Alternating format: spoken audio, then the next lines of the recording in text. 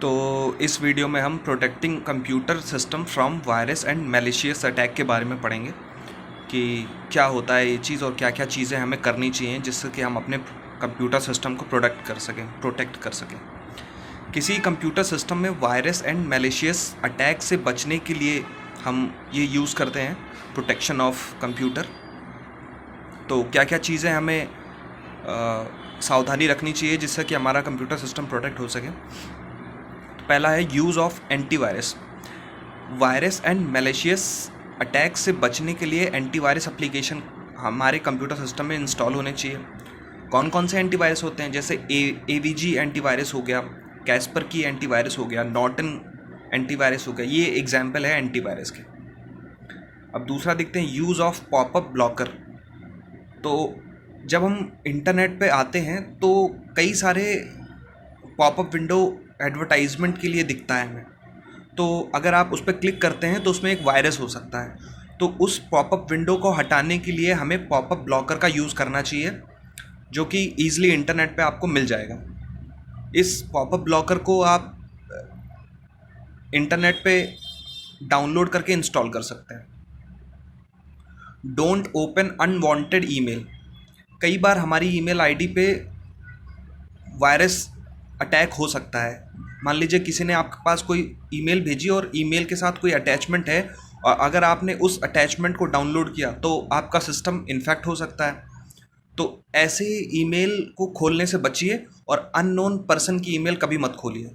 तो उसको हम बोलते हैं don't open unwanted emails. Always use updated operating system. हमेशा अपडेटेड ऑपरेटिंग सिस्टम को हमें इंस्टॉल किए रहना चाहिए अपने सिस्टम में। और इसमें क्या होता है कि इसमें न्यू सिक्योरिटी फीचर्स अपग्रेड होते रहते हैं। जैसे जैसे नया नया वर्जन आता रहता है ऑपरेटिंग सिस्टम का, वैसे वैसे उसमें खामियां जो है अपग्रेड होती रहती हैं या खामियां हटा दी जाती हैं।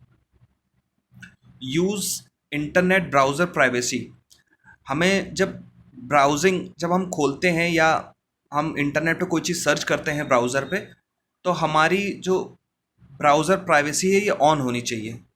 कई वेबसाइट आपकी पर्सनल इन्फॉर्मेशन यूज़ कर लेती हैं अगर आप प्राइवेसी नहीं लगाते। तो इससे बचने के लिए आपको ब्राउज़र प्राइवेसी सेटिंग में जाकर के ब्राउज़र प्राइवेसी ऑन कर लेना चाहिए। Always turn on the user account control. Always turn on user account control. अब यूज़र अकाउंट कंट्रोल क्या होता है? जब हम अपने सिस्टम पे कोई नई चीज़ को चेंज करते हैं या कोई एप्लीकेशन इंस्टॉल करते हैं तो सिस्टम एडमिनिस्ट्रेशन परमिशन मांगता है कि इसको इंस्टॉल करना है कि नहीं इंस्टॉल करना है। तो उसको बोलते हैं यूज़र अकाउंट कंट्रोल। तो हमेशा यूज़र अकाउंट कंट्रोल का ही कहना मानना चाहिए।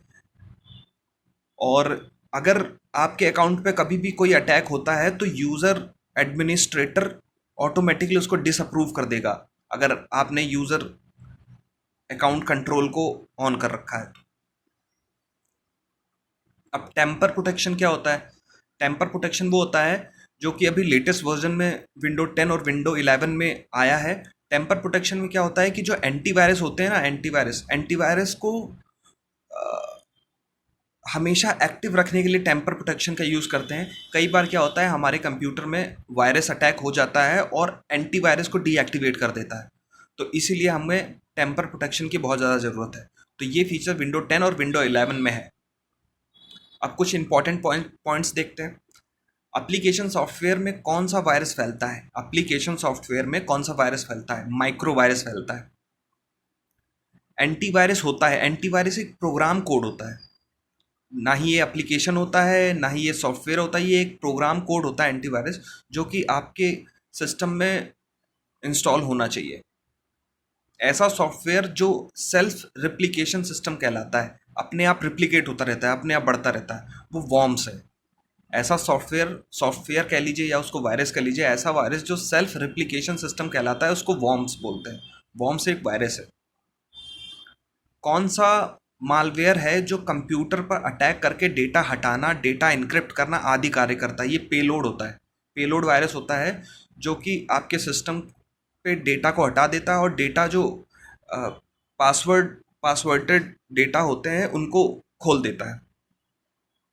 कंप्यूटर सिस्टम की हार्ड डिस्क में वायरस लाने का सबसे आसान तरीका कौन सा है?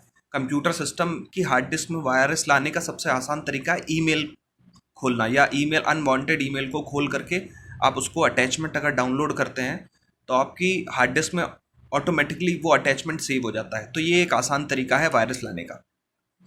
वायरस टेक्नोलॉजी में टाइम बम कब होता है? वायरस टेक्नोलॉजी में टाइम बम कब होता है? जब किसी इंपॉर्टेंट डेटा हमें मिल जाता है किसी टाइम पे, किसी लिमिटेड टाइम पे हमें कोई इंपॉर्टेंट डेटा मिल जाता है, उसको हम टाइम बम बोलते हैं। So thank you.